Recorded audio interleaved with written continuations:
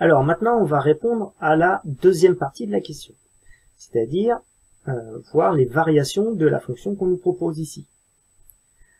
Or, il faudrait faire une étude du signe de la dérivée. Donc ici, on sait qu'on a la dérivée, il faudrait faire l'étude du signe de cette dérivée entre 0 et 6.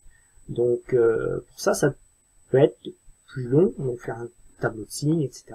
Ici, on va encore utiliser la calculatrice, et non seulement utiliser la calculatrice, mais le travail qu'on vient de faire précédemment. Alors, comment va-t-on faire? Ce que l'on sait d'après le cours, c'est que si une dérivée est négative sur un intervalle donné, donc ici l'intervalle donné c'est 0,6, à ce moment-là, la fonction sera décroissante. C'est la première proposition qu'on nous fait. Donc, qu'est-ce qu'on va faire? On va regarder si la courbe représentative de la dérivée est négative. Comment ça va se voir au niveau de la courbe? Il faudra regarder si la courbe se trouve en dessous de l'axe des abscisses. Alors, regardons la courbe. Donc pour ça, je change le style.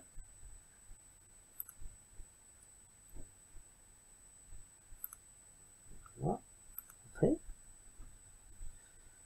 Donc on voit que la courbe, effectivement, est en dessous de l'axe des abscisses. Ensuite, il semblerait qu'elle soit au-dessus. On ne voit pas trop, il y a superposition. Donc ce qu'on peut faire, c'est faire un zoom ici pour bien voir si la courbe est au-dessus de l'axe des abscisses ou reste en dessous.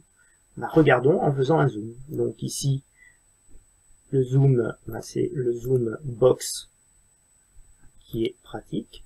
Je définis le premier coin de ma fenêtre, donc le plus proche de l'axe des abscisses, hein, voilà. Voilà, premier coin. Ensuite, je remonte et je vais définir jusqu'à 6, hein, puisque ici, si vous regardez en bas, on a les abscisses, donc jusqu'à 6, puisque l'intervalle qu'on nous donne, c'est entre 0 et 6. Voilà, à peu près, hein. Voilà, on a à peu près 6. Je valide, donc exécute. Et je vois bien ici que ma courbe était bien en dessous, donc la courbe de la dérivée était en dessous, ça veut dire que donc la dérivée est négative pour tout nombre allant de 0 à ce nombre-là.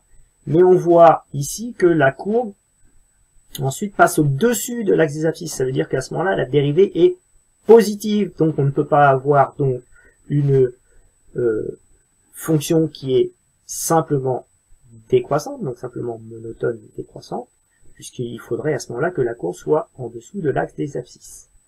Elle ne peut pas non plus être croissante, parce qu'il faudrait que la courbe de la dérivée soit au-dessus de l'axe des abscisses, c'est-à-dire que la dérivée serait positive sur l'intervalle 0, 6.